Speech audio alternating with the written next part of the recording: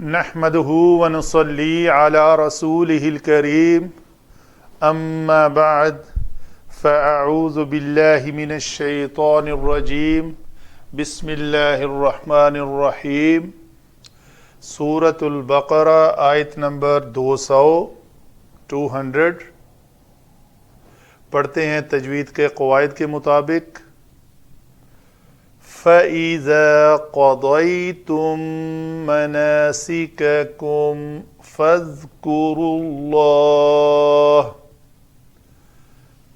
اتنے حصے میں ضاد پر حرف ہے تو اس کو پر کریں گے، قاف بھی پر ہے تو یہ قو دو قدئی تم نہیں کریں گے، کاف بھی پتلا ضاد بھی پتلا نہ، اس کو دونوں حروف کو موٹا پڑھیں گے تو تب یہ قاف جو ہے دوسرے کاف سے علیحدہ ہو جائے گا اور ضاد جو ہے وہ کسی دال یا کسی اور حرف کی مشابہت سے بچ جائے گا.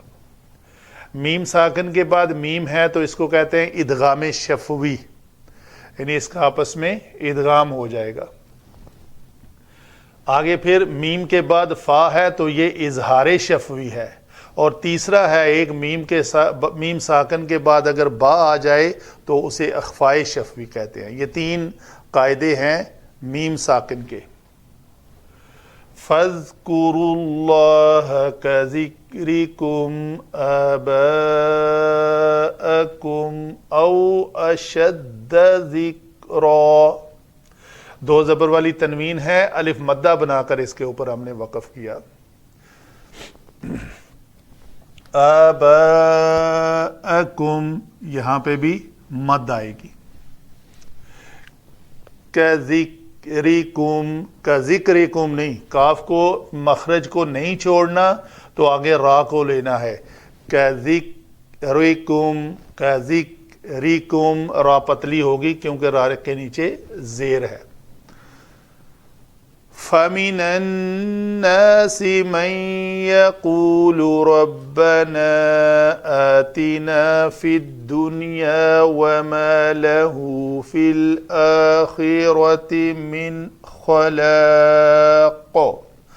دو زیر والی تنوین ہے، موقوف کیا، اس کو ساکن کر کے صرف قاف کو ساکن پڑھا تو اس لام زبر الف لا، الف مدہ بن گیا، الف کا ماقبل زبر ہے، الف مدہ محل مد بن گیا. آخری حرف کو ہم نے خود ساکن کر کے تو اس کے اوپر مد بن گئی تو اس لیے ہم نے اس کو لمبا پڑھا.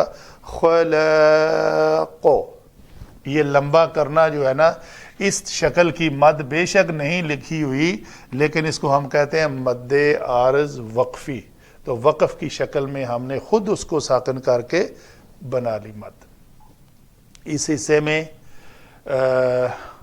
من کی ہے، یہ من تجوید کی من، اصل میں یہ من ہے، من نون ساکن کے اوپر زبر تجوید کے کلیے کے مطابق آئی ہوئی ہے کہ من بھی ساکن ہے. الناس کی پہلی نون مشدد کے اندر پہلا نون ساکن ہے تو دونوں ساکنوں سے پہلے کا ساکن من ہے، من کا نون ہے تو اس لیے اس کو زبر دی. من کا نون اگر ساکن ہو دو ساکنوں میں سے تو اس کو زبر دیتے. آگے چلتے ہیں جی. علم صرف. فا فصیحہ، اذا اس میں ظرف زمان، قضیتم قاف ضاد یا مادہ جسے قاضی کہتے ہیں فیصلہ کرنے والا.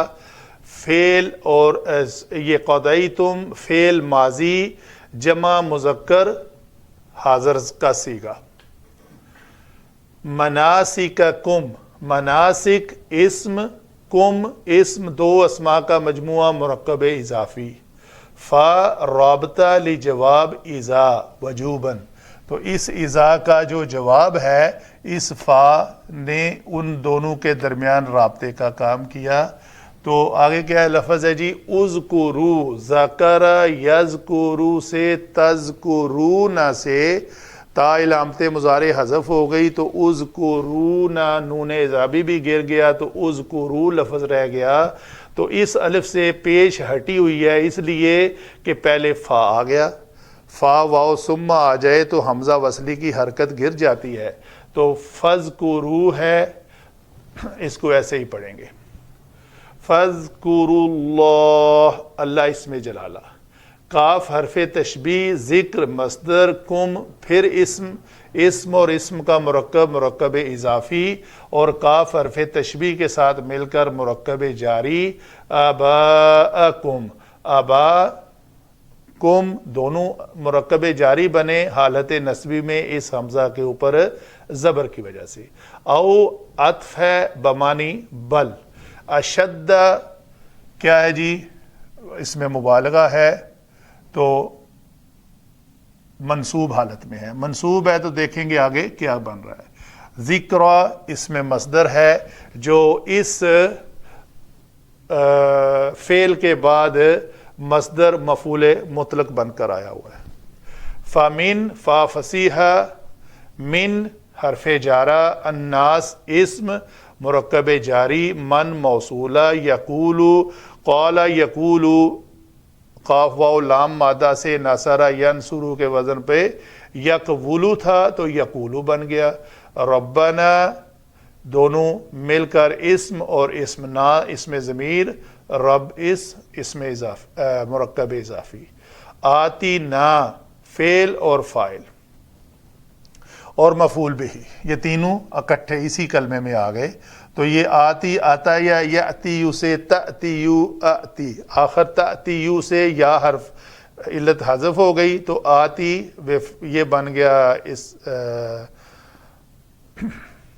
فعل امر، نا ضمیر منصوب متصل، فی پھر یہ فی دنیا، دنیا یہ سنوان کنوان اور دنیا یہ ایسے اس میں نون ساکن ہیں کہ جن کے بعد یا یرملون میں سے ہے لیکن اس کے اوپر ادغام نہیں کرتے، اس نون کا اظہار کیا جاتا ہے۔ و ما واو حرف عطف، ما نافیہ، لہو مرکب جاری، فی الآخرہ پھر مرکب جاری، پھر من اور خلاق یہ دونوں مرکب جاری ہیں۔ یہ ہوئی جی علم صرف کے مطابق ہر حرف کی، ہر کلمے کی بحث کہ کون سا کلمہ کس شکل میں آیا ہوا ہے۔ آگے چلتے ہیں علم نحو میں، دیکھتے ہیں کہ ان کا آپس میں ربط کیا ہے۔ فا فصیحہ اذا اسم ظرف زمان، جب اسم ہے تو یقیناً اس کے بعد کوئی اور اسم آئے گا یا کسی جملے کو ہم محلن مجرور کر کے اس کا مرکب اضافی بنانے کی کوشش کریں گے۔